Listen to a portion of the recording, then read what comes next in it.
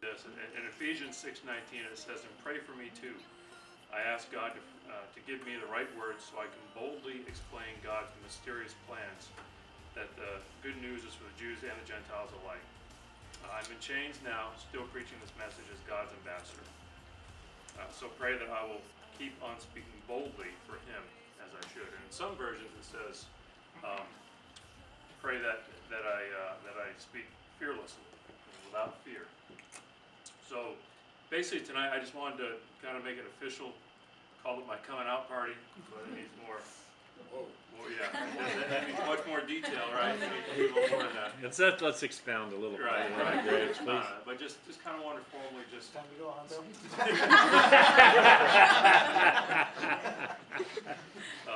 But just kind of formally want to announce that I've accepted to work part-time with FCA here in Savannah. Kind of accepting the Great Commission to go and make disciples as a missionary to Savannah. And I look at it as a truly as a missionary thing. We went to Cuba last year. It was awesome. As our first outside of the U.S. trip. I know, Wade, you've done a few. Dusty, you've been a place, David. But for us, that was a first, and it was eye-opening. But then you come back home and you see the things that we're frankly spoiled with. Just the day-to-day stuff that we live with. But it's the same thing. People need Jesus here just as bad as they do in Cuba. Amen. Or Venezuela or wherever you're going. Haiti. It's the same thing no matter where you go. But whether it's Fellowship of Christian Athletes, which is FCA, and my mission field is going to be Armstrong, Savannah State University, and I'll be the Savannah area baseball guy. Not sure what that looks like yet, but we'll figure it out. There's a lot of nuances there. I mean, it could be with travel ball teams, through the Tony Minor Academy or chain, or it could be the SABL bill. I don't know what that looks like, but we'll figure that out. But certainly camps for kids and all of that. The target's going to be athletes and coaches. Coaches have an awful lot of influence on kids, and you get a coach that's at a high school for any certain amount of time, and he's got kids churning through there year after year after year after year. So if we can get to that coach who has influence over those kids, that's the way to go, and that's what FCA really zeroes in on. And I'm learning about FCA still. Brad is with FCA. He's gonna share a little bit later on, just to dive in a little bit.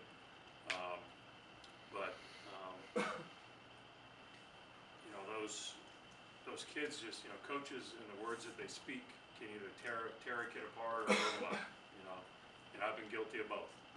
I've been guilty of tearing kids down by just choosing words that just aren't, did it to my son this past year. That was no fun. I was like, man, what am I doing, but it's easy to get caught up in that competition. So basically, who's coaching the coaches? FCA coaches the coaches. We want to get into these schools and universities. Where else? Where out? Or what other organization can you just walk in off the street and pretty much be welcomed and talked about Jesus? FCA still has that. For 60 years. Memory, 60 years, 61 years, I think, is this year. It's awesome. For 9 years, I've done the baseball chapel thing with Chapel with the Sandknights. And Wade, you did baseball chapel for a little bit, didn't you? Still doing it. Still are, yeah. So, most of you know that the Sandknights are gone this year. After this year, that's it. So that door is, no doubt, that thing's closing in my face, and I hate it. Way out of my comfort zone. 9 years ago, when Andy McGaffigan called me up and said, "Hey, they're looking for a chaplain. I know you love the game, you love Jesus, and frankly, I can't think of anybody else. So do you want to do it?" And that's how a week later, I'm flying to Chicago, chaplain 101, trying to figure this thing out. And God's got me in this professional clubhouse as a chapel guy. Like, are you kidding me? You told me that 20 years ago. I said you're nuts. But through that and through baseball camp, FCA has been a partner with baseball camp for a few years, and that they provide the Bibles for us and things like that. And I reached out to I can't remember remember who it was, Chuck Workman on Hilton Head, who I worked with through Week of Champions. And, because I didn't know who the Savannah person was for FCA. Turns out it was Brad, who was over in Vidalia, wherever you are, Valdosta. I get mixed up, I don't start with the V's. It's okay, I know where it is. One of those.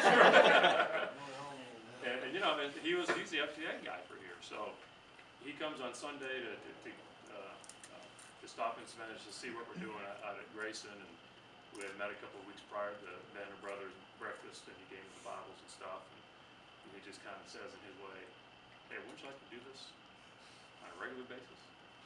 So yeah, sure, it'd be great. You know, so I mean, and so that just opened the door there.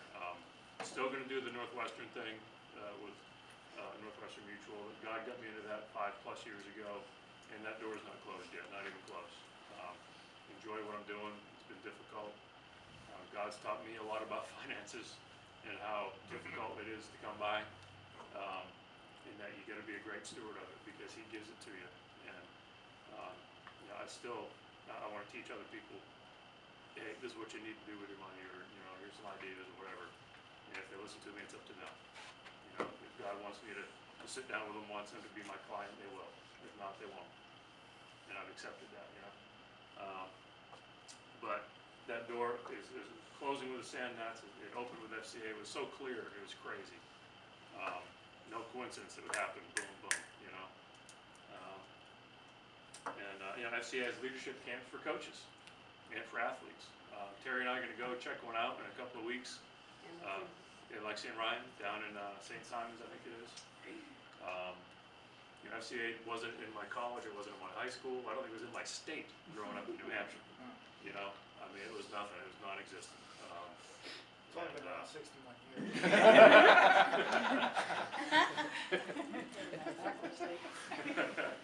So we'll be learning, you know, how FCA does its thing. You know, when we're talking, we thought, man, what a great way to just dive in there and be part of it, and be on the receiving end as a coach. And that way, when I speak to the coaches, I can speak firsthand as to, hey, you got to go to this thing. This is great. You know, or whatever it is there. So now Sycamore, that camp's been free to kids for 13 years. You know, part of that, you know, what I've done in the last 13 years is try to find business partners who would help us out, because there's a cost to the camp. You know, for the first, I don't know how many years, every other year, I think, Dusty, we spent about $1,000 on Bibles. BiblesByTheCase.com is where we go. And then met with a guy with FCA a few years back. His name was Ed Polkinen. And I just said, call me crazy, but we're doing the same thing. He said, man, your timing's impeccable, because he just got back from a conference where Bobby Bowden was there and all kinds of other guys, and were saying, look, we want you guys to get connected with camps that are doing the same thing we are, but you got to do it with the same amount of people and with the same amount of money. Like, they weren't going to increase their budget or give them more people to get it done. So we partnered up that way.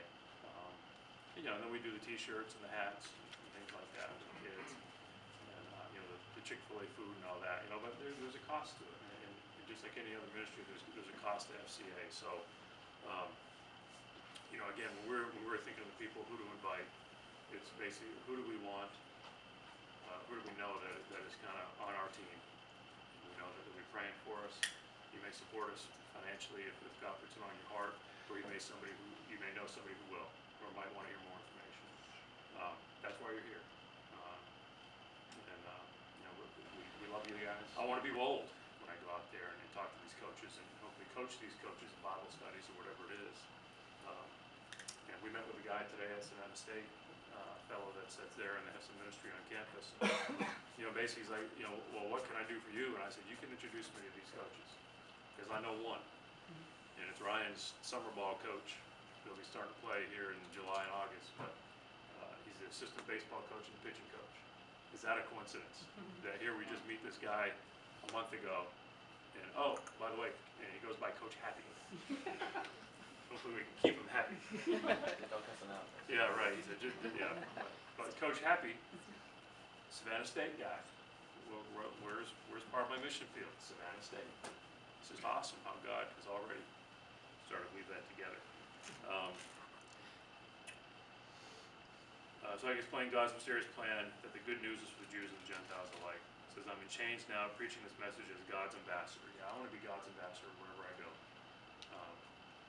And that I should keep on speaking boldly for him, as I should.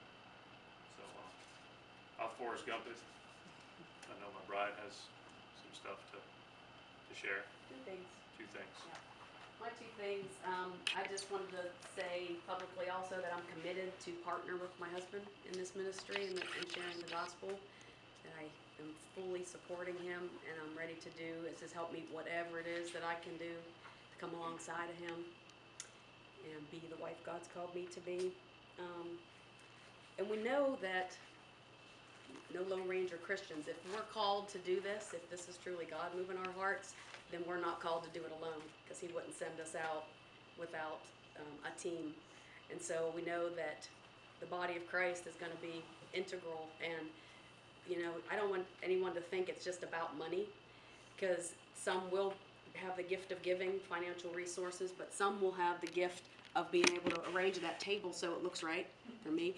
Some will have the gift of connecting people, like Jason was saying, the guy at Savannah State, making introductions. Some will have the gift of making the ministry go forth on their knees, which is the most important thing.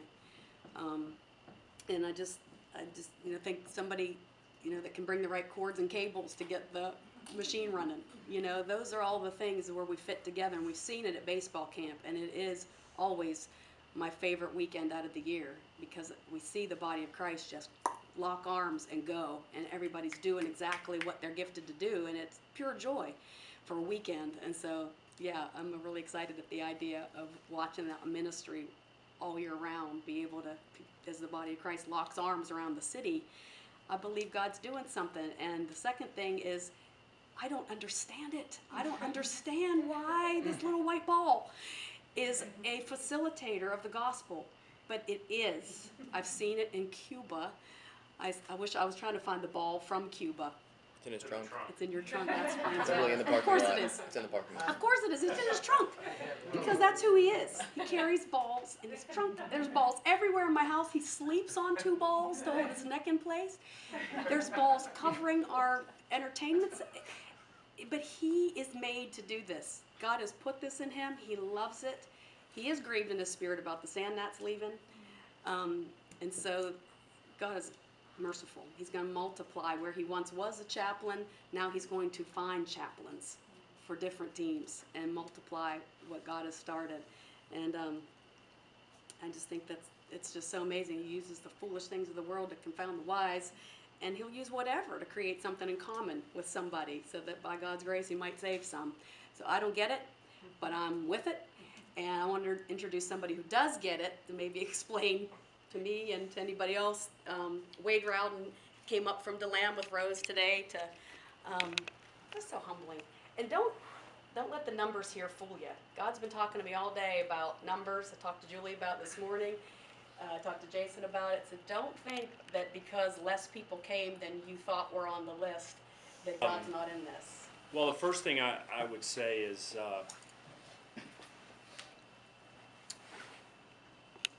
I can only speak from when I got the phone call.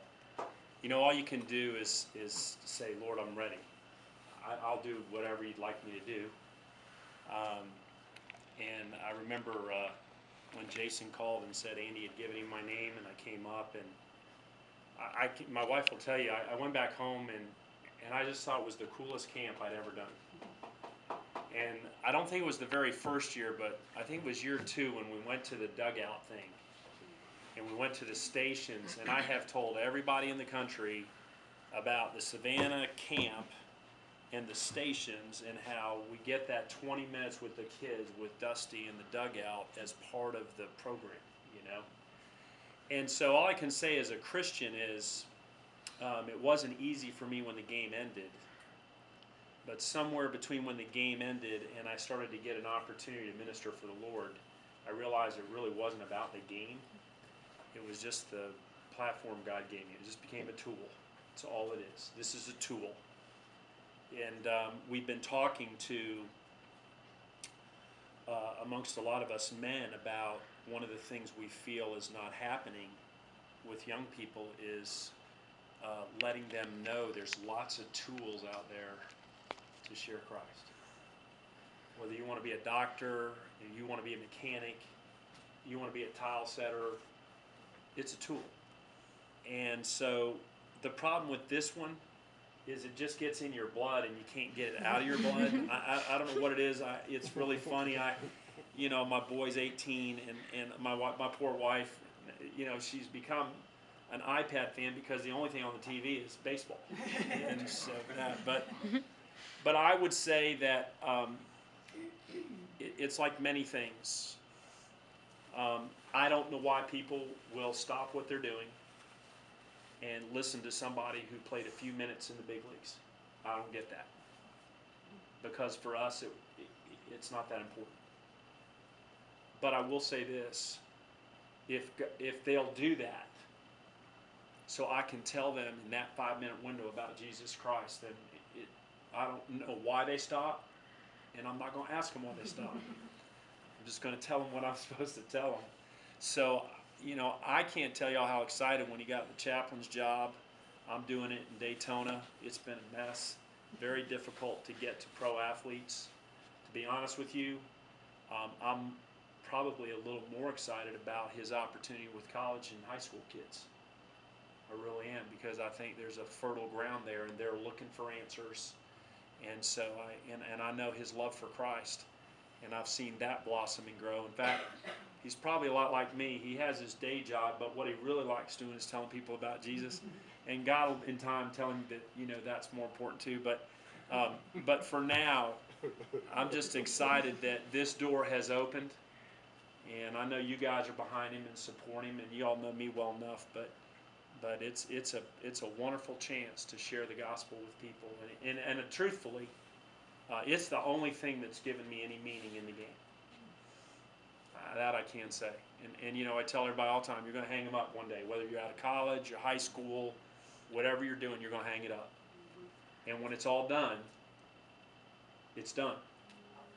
But when it's done and you have Christ, it just keeps, you can keep going with it. There's so much more to do with it. So, I'm excited, and I don't know who I toss this to next, so I'll leave that to. But thank y'all for listening, and those are just my thoughts, my heart on it. I don't get it with the baseball. I never have, but I know y'all get it, and that's okay. That's okay. I tried the baseball when I was in high school. I got bored real easy, and that was just me. And but I want to expound on some of what Jason said about FCA. Like I said, it's been around for 61 years, and we ministered it. And I'm going to put it in a nutshell. We minister to coaches and athletes. And like Wade said, FCA is just a tool. He used baseball as a tool. We want to use the sports platform to present the gospel, to get people to come to know Christ and grow in that relationship. And it's with coaches and athletes. And I really believe in our country today, probably the most influential people in the country, coaches and athletes. Dusty, you and I were at the U.S. Open. First thing come up, what the weather and then the sports, right? That's what's going to happen. So everybody knows what's going on in the world of sports, and we want to use that platform to present the gospel, like I said. And we do that with the 4 C's, which is coaches, which is what Jason's already talked about. Billy Graham said this, that a coach has the ability to affect more lives in 1 year than most people will in a whole lifetime. That's a lot of influence. They get a chance to speak into their lives. They're with them all the time. Most powerful words in America today are probably Coach said. I got $3. I had 2 of them that played sports in high school, and we sit around the supper table and we talk about sports. And I used to coach. It really didn't matter what I said, if the coach had already said something else. And I'm thinking, are you kidding me? But if coach said it, then that's the gospel truth to them.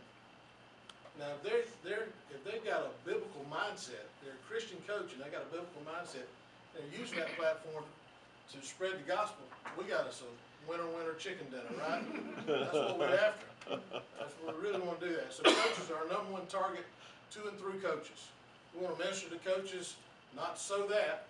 We just want to minister to coaches. Okay? And everybody thinks it's about the FCA. They think about FCA, it's about the kids. And it is, to some extent, but we want to minister, they're people. We want to minister to coaches just because they're human beings. God put them down here for a reason. They have a platform, they need to realize the influence they have. The other C is campuses, which we'll get Jason to cover 2 of those campuses for the time being. We call him the college campus director. 2 of those colleges are Savannah State and Armstrong. But I'll go ahead to the Savannah area. We have 54 campuses, middle school, high school, and college campuses in this area. 54. When Jason comes on staff, he'll be the first one. We'll be down to 52. We'll have 52 more to cover. I just got through talking to a guy before I come over here. God's doing a work. I do believe that. He's bringing some people into the field for some harvest. And there's some things moving and shaking, and I'm looking forward to what he's got going on. Just pray that we'd have ears to hear and eyes to see what he has going on. So, campuses. That's where most people think about FCA being. Usually it's with a huddle, a club that meets on that campus. FCA is much more than that. We do team Bible studies, chaplains. That's what we're going to ask Jason to do. We were sitting there today. The guy asked, what do you want this to look like? I said, every coach, every athlete on this campus has at least heard the gospel. We'd like every athlete involved with a team Bible study. We'd like every coach in a Bible study, a small group. Life change more likely to happen in that small group. And God already put together a small group called a team. They're already in a small group. We just got to get them together and do those Bible studies. So it could look much different than just a regular, like a club meeting on that campus. All right. And then camps, we're wide open with camps right now. Got one starting tomorrow at Georgia Southern where we're doing team boys basketball and team baseball. Got a bunch of young men showing up. We do leadership camp down at St. Simon's, coaches camp down at St. Simon's. And then we got 2 other camps. Anyway, there's over 300 camps across the country that we do. And we'll have kids and coaches everywhere. And we do a good job with camps. I'm not saying that just because I'm a part of it, we do a good job with camps. Called a time of inspiration and perspiration. We're going to talk to them about Jesus, but we want them to get better in their sport too. It's not a play pretty kind of camp. We want them to compete with each other, and we want them to get better in their sport. And we want them to grow in their walk with Christ. So that's the third C. And the last C is community, which is we're looking to see what that might look like with the baseball. Not real sure, but with the background he's got, we know that needs to be a piece of it. Needs to be part of it. And so community could be any the travel teams, the AAU teams, all that stuff. But we'll probably be more like looking at the travel teams and the rec teams and all that kind of stuff as far as baseball is concerned. So that's our 4 C's, and that's pretty well what the video was going to be. I feel that time with the video. Good job. The video was much better. Video was much better. Had music behind it and all that kind of stuff. I will say this about Jason, and it did start with the Bibles, but I'm sitting there watching Jason putting this camp together, asking people to come along beside him and partner with him in this camp. I said, man, he's a pretty good FCA guy now. We need some help. And I remember the conversation we had at the stadium. I said, what, would you like to do this all the time? Yeah, I think I might will. So let's talk about it. And I think God has uniquely equipped him for this work. You look at his background, education, not his master's, but his bachelor. I said that one time. I told you I gave you a master's degree. You talk smart. With his sports background, I think it's a unique situation that we have, and I'm just glad. I feel like we're all walking in obedience with that. Would you agree, Terry? Yes. I think we're all walking in obedience with it. It has been great to get to know Jason and Terry. Terry, I like to see Terry show up. Always shows up with a notebook. So I better have my story straight when she shows up. Because the notebook's coming back out in the next conversation. You said. You're right. That's what I said. So here's what we ask you to do. We ask you to partner with us, like Terry said. We want you to partner with pray. Please pray. Pray for Jason. Pray for all of us. pray for Jason as he walks out on faith, with this thing, with FCA, which we're also gonna ask you to partner with us financially. And here's what we gotta do. We raised some money at our banquet we did not long back, and we're gonna use some of that money to help with Jason, to bring him on part-time. But we've asked Jason to raise a reoccurring revenue, because guess what, the bills come due every month. And, we've asked him to raise, was it $1,250 a month, reoccurring revenue. Now, we need people who's gonna give $25 a month, and we need people who's gonna give more than that. I don't know what you're capable of doing or what God's leading you to do. Here's what I would ask that you do: be obedient to whatever God's telling you to do. Just be obedient. I know y'all here because you love Jason, and y'all want to support him in what you're doing. And so we're asking you to be a part of it on the financial side too.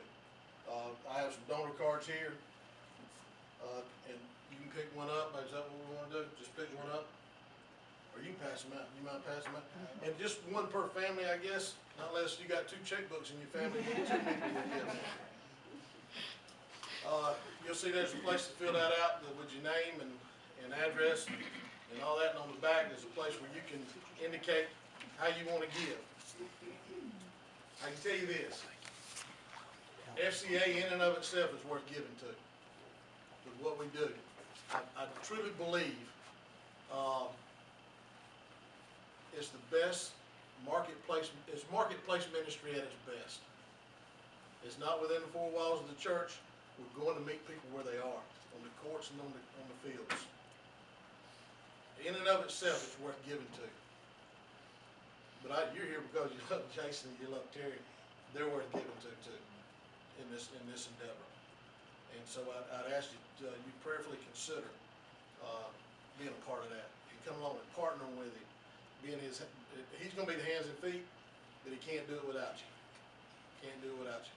And to be honest with you, we're not going to turn him loose to do ministry like that until we've got that money raised. Because if we do that, somehow or another, it doesn't ever work. I've tried it, and it doesn't ever work that way. I've seen it all the way from Vidalia. And that's the way we say it there too. It's Vidalia, not Vidalia. But anyway, if you're not from there, you can say Vidalia. It's some sweet onions. Sweet onions. There's a need for FCA here, you know, and that was the thing, gosh, it was like 3 years in a row or whatever. Yeah, that's why I reached out. I didn't know who it was. I don't know who the person was. And that was the first thing that struck me was like, man, you know, the city the size of Savannah, and there's not an FCA presence. You know, why is that? And that's the first thing we sat down. I'm like, what's up? You know, it's just one of those things where it just happens. You know, it wasn't anything bad happened or anything like that, but it just happened. And rather than just kind of sit back and go, boy, that stinks, maybe hopefully I'll get somebody, I just felt the tug, like, you gotta help in some way. You know, and knowing, I mean, I saw the writing on the wall. They were with sand nets back in November. I knew they were gone. And they had about a 2% chance, and the city met and they voted something down. And it was only in the paper, 3 weeks ago, where like it's official. Bill, who had to leave early, he was, I never do this, but I've sent 3 emails to the city council and the mayor. And the first one took on the tone of, if you build it, they will come. That's not what I meant when I set out to type the email, but that's what it took on. Like, look, you build this new stadium, people will come. As long as you got it in a good part of town, there's restaurants and hotels around it, where people can walk after the game. You're gonna sell more tickets than you are where it is right now. You know, what you have now is it's not a good Division III facility. You know, I won't go into the armpit that it is, but you know, that was just my first thing was, you know, man, and knowing that they were gone. And then just talking to him and meeting him, not an accident, and all that stuff. You guys know, I mean, just how God, that prevenient grace beforehand that you don't see, and now you look back and go, oh, I mean, his fingerprints are all over it. But that's one thing I didn't touch on, just that there's a great need here in these kids in these high schools and colleges. Talking to a guy today, you know, I was Savannah State. You know, Savannah State's gonna be one of my mission fields. I know that was, yeah. I know that's, you know a lot of people there. I don't. She's on the make introductions. I know one guy, Coach Happy, who's Ryan's baseball coach. So he's the assistant baseball coach out there. So, But, you know, I'm gonna be bugging you. Introduce me to people that I need to talk to, you know, so. That's great. Well, we just thank you for this day and for your many blessings, Lord. Thank you for that you even woke us up this morning and gave us another breath to breathe, that you let us know you're not done with us, that you got a plan and a purpose for our lives. Lord, I thank you for Jason and the friendship that we built, and for Terry. And Lord, she's such a supporter there for him, for Jason. And Lord, I thank you for her spirit. Thank you for both of them. And Lord, I just ask you to bless them as they walk out on faith in this endeavor. Lord, I pray that you give them wisdom and discernment, Lord, they would see with your eyes and hear with your ears what you have them to do and what you have them to say. And Lord, help them to be just obedient in that. Lord, your grace and your mercy are so good. You're so good to us. Lord, you can see your hand at work in this whole deal. And Lord, it's just been, Lord, thank you for letting us see it. Thank you for letting us see it.